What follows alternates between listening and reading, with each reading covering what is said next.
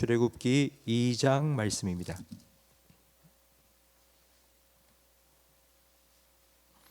구약성경 82면입니다. 출애굽기 2장 1절부터 10절까지 한 절씩 교독하겠습니다. 레위 가족 중 한 사람이 가서 레위 여자에게 장가 들어 그 여자가 임신하여 아들을 낳으니 그가 잘 생긴 것을 보고 석 달 동안 그를 숨겼으나 더 숨길 수 없게 되매 그를 위하여 갈대 상자를 가져다가 역청과 나무 진을 칠하고 아기를 거기 담아 나일 강가 갈대 사이에 두고 그의 누이가 어떻게 되는지를 알려고 멀리 섰더니 바로의 딸이 목욕하러 나일 강으로 내려오고 시녀들은 나일 강가를 거닐 때에 그가 갈대 사이에 상자를 보고 시녀를 보내어 가져다가 그 아기를 보니 아기가 우는지라 그가 그를 불쌍히 여겨 이르되 이는 히브리 사람의 아기로다. 그의 누이가 바로의 딸에게 이르되 내가 가서 당신을 위하여 히브리 여인 중에서 유모를 불러다가 이 아기에게 젖을 먹이게 하리이까. 바로의 딸이 그에게 이르되 가라 하매 그 소녀가 가서 그 아기의 어머니를 불러오니 바로의 딸이 그에게 이르되 이 아기를 데려다가 나를 위하여 젖을 먹이라. 내가 그 삭슬 주리라. 여인이 아기를 데려다가 젖을 먹이더니 그 아기가 자라매 바로의 딸에게로 데려가니 그가 그의 아들이 되니라. 그가 그의 이름을 모세라 하여 이르되 이는 내가 그를 물에서 건져내었음이라 하였더라. 아멘. 2년 전 어린이 주일 오후 예배 때 우리 교회의 많은 부모님들이 오늘 본문 말씀을 배경으로 만들어진 요게벳의 노래라는 찬양을 특송으로 함께 불렀습니다. 모세의 어머니의 이름이 요게벳입니다. 이 찬양을 준비하면서 우리 부모님들은 참 많은 눈물을 흘렸다고 합니다. 자식을 나일 강에 띄어보내는 요게벳의 마음에 공감했기 때문입니다. 물론 지금 우리 시대에는 아기를 죽이라는 명령을 내리는 바로 왕도 없고 그리고 나일 강도 없습니다. 하지만 자녀를 떠나 보내야 하는 상황은 그때나 지금이나 다를 바 없이 참 많이 있습니다. 처음 어린이집에 보낼 때 그리고 집을 떠나서 기숙사 생활을 시작할 때 또 아들 경우에는 군대에 보내야 합니다. 또 커서는 이제 자기 가정을 이루어 결혼을 시켜서 떠나 보낼 때도 있습니다. 자녀가 가정을 떠나서 부모의 세라를 떠나서 가야 되는 그곳이 참 미지의 세계, 정말 나일강과 같습니다. 그곳에서 어떤 일이 일어날지, 어떤 사람들을 만나게 될지, 또 어떤 위험에 처하게 될지 우리는 알 수 없습니다. 하지만 그렇다고 해서 평생 자녀를 품 안에 품고 살 수만은 없습니다.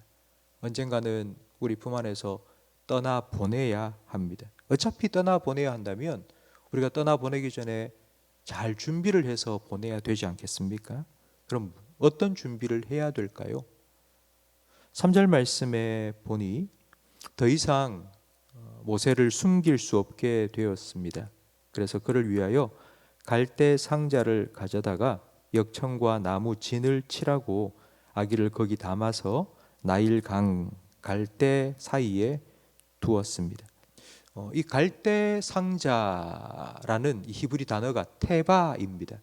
근데 이 똑같은 단어가 창세기 6장에 기록되어 있는데 노아가 만든 방주, 하나님께서 노아에게 방주를 만들라고 명령을 내리셨는데 그 방주가 이 갈대 상자와 똑같은 테바라는 단어입니다. 그리고 역청과 진을 그 상자에 칠했다는 것도 방주를 만드는 방법과 똑같습니다. 험한 바다와 같은 세상 속에 우리 자녀를 그리고 우리 손자들을 떠나 보내기 전에 이런 준비가 필요합니다. 1992년 미국의 아주 유명한 요트 항해 전문가인 마이클 플랜트라는 사람이 코요테호라는 최신식 요트를 가지고 미국에서부터 프랑스까지 대서양 혼자 대서양 횡단 여행을 시작했습니다. 그런데 2주 만에 연락이 끊겨지고 실종 신고가 들어왔습니다. 그러니까 대대적인 수색 작업 끝에 대서양 바다 한가운데서 완전히 뒤집힌 채로 코요테호가 발견되었고 마이클 플랜트는 지금까지 실종 상태입니다. 그런데 이 사고를 접한 요트를 잘 아는 사람들은 절대 있을 수 없는 일이 일어났다고 다 입을 모았습니다. 요트는 뒤집힐 수가 없습니다. 왜냐하면 요트 바닥 밑에는 아주 무거운 무게추가 달려있기 때문에 아무리 뒤집어졌다 할지라도 곧 바로 원상 복귀가 된답니다. 그게 요트를 만들 때부터 그렇게 만들기 때문에 뒤집어질 수가 없다고 합니다. 그런데도 뒤집어진 것입니다. 세상에 많은 부모님들은 자녀들을 첫 처녀 항해를 보내면서 학교를 보내든지 아니면 직장에 보내든지 또 아니면 결혼을 시키든지 아무튼 떠나 보내면서 눈에 보이는 부분에 대해서 참 많은 신경을 씁니다. 아주 멋진 갑판을 만들어주고 그리고 보석으로 꾸민 선실과 그리고 상아로 만든 고급 목재로 만든 또 운전대도 만들어주고 이렇게 눈에 보이는 것에 참 많은 신경을 씁니다. 하지만 더 중요한 것은 눈에 보이지 않는 부분입니다. 우리 사람에게 있어서 눈에 보이지 않는 부분은 마음이고 영혼이라 할 수 있습니다. 살아가면서 마음이 한번 꺾인다, 마음이 고장난다, 그러면 아무리 몸이 건강하고 아무리 돈을 잘 번다 해도 소용없습니다. 그렇기 때문에 마음에 세상의 것들이 스며들어오지 못하도록 방수공사를 잘 해야 합니다. 그렇지 않으면 겉으로는 멀쩡합니다. 그런데 속으로는 계속해서 세상의 물결이 계속 스며들어 와서는 곰팡이가 피고 물이 가득 잠겨 침몰할 수밖에 없습니다. 무엇으로 우리의 마음의 방수공사를 할 수 있을까요? 오래전에는 IQ 검사를 아주 중요하게 생각했습니다. 아마 여러분도 학교 다닐 때 IQ 검사는 한 번씩은 다 해봤을 겁니다. IQ가 나는 몇 점이다. 그것 때문에 네가 똑똑하니, 네가 잘났니, 그런 얘기를 많이 했습니다. 그리고 얼마 전까지는 EQ가 중요하다고 했습니다. 그런데 이제 요즘 들어서는 SQ를 더 중요하게 여깁니다. IQ는 지능 지수입니다. IQ라는 건 얼마나 잘 집어넣느냐는 겁니다. 수학 공식 잘 집어넣고 영어 단어 잘 집어넣고 그걸 똑똑하다고 말하고 그걸 IQ라고 말합니다. 그 다음 EQ라는 건 감성 지수인데 얼마나 잘 나누냐는 것입니다. 말도 잘하고 다른 사람들의 이야기도 들어주고 공감해주고 자기의 마음과 생각을 나눌 수 있어야지 원만한 사회생활을 할 수 있기 때문입니다. 그런데 이제는 SQ를 더 중요하게 생각합니다. SQ는 영성지수입니다. IQ가 집어넣는 거고 EQ가 나누는 거라면 SQ는 지키고 막는 겁니다. 세상에 죄악된 것들이 자기의 마음을 침투해 들어오지 못하도록 지키고 막는 힘이 있어야지 아무리 능력이 있어도 한 번의 실수와 잘못은 결국 그의 인생을 망쳐버리기 때문입니다. 세상의 걱정과 염려, 두려움, 그리고 유혹과 죄악들 얼마나 많이 있습니까? 이런 것들이 영혼에 침투해 들어오면 이걸 막아내지 못하면 정말 아무 소용이 없습니다. 근데 무엇으로 우리의 영혼을 막을 수 있을까요? 우리의 영혼의 방수공사를 해줄 수 있는 것이 무엇이겠습니까? 그것이 바로 하나님의 말씀입니다. 시편 19편 7절 말씀에 여호와의 율법은 완전하여 영혼을 소성시키며 여호와의 증거는 확실하여 우둔한 자를 지혜롭게 하며 여호와의 교훈은 정직하여 마음을 기쁘게 하고 여호와의 계명은 순결하여 눈을 밝게 하시도다.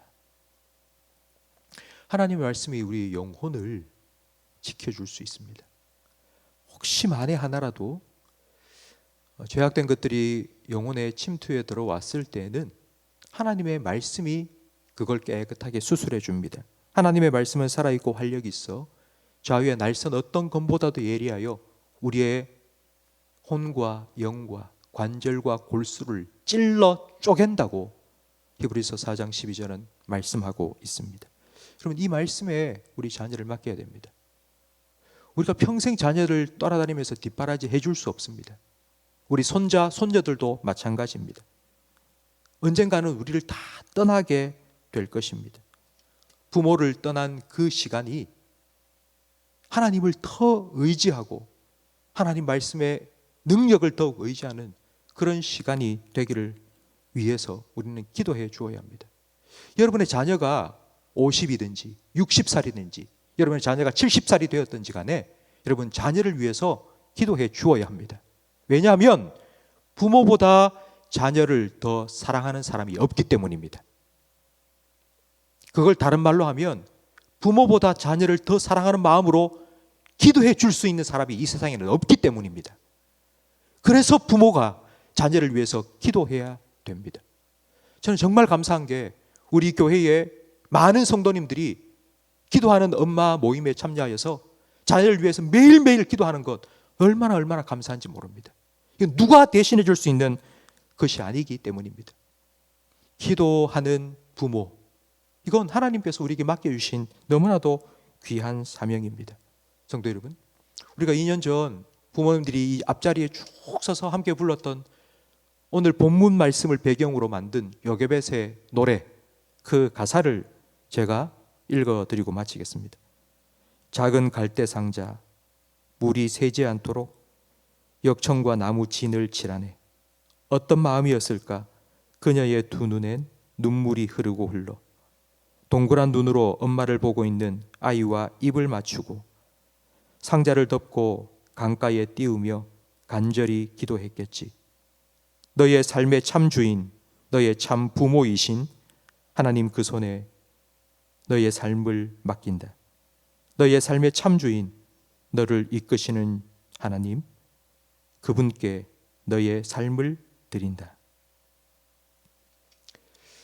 요게벳의 마음처럼 여러분 자녀를 위해서 기도하는 사명을 끝까지 잘 감당해 나가시고 하나님께 우리의 자녀의 삶을 온전히 맡겨드릴 수 있는 우리 모두가 되기를 주님의 이름으로 축원합니다. 기도하겠습니다. 하나님 아버지 감사합니다. 오늘 새벽에도 저희들을 깨워주시고 특별히 우리에게 맡겨주신 부모의 사명을 기도로 감당할 수 있도록 기도의 자리로 불러주시니 감사합니다. 하나님, 요게벳이 어쩔 수 없이 모세를 나일강에 띄워놓은 것처럼 우리도 자녀들 이 세상에 보내야 할 때가 언젠가는 있을 것입니다. 그 전에 하나님 말씀으로 우리 자녀의 영혼의 방수공사를 잘 해나가게 해 주옵소서.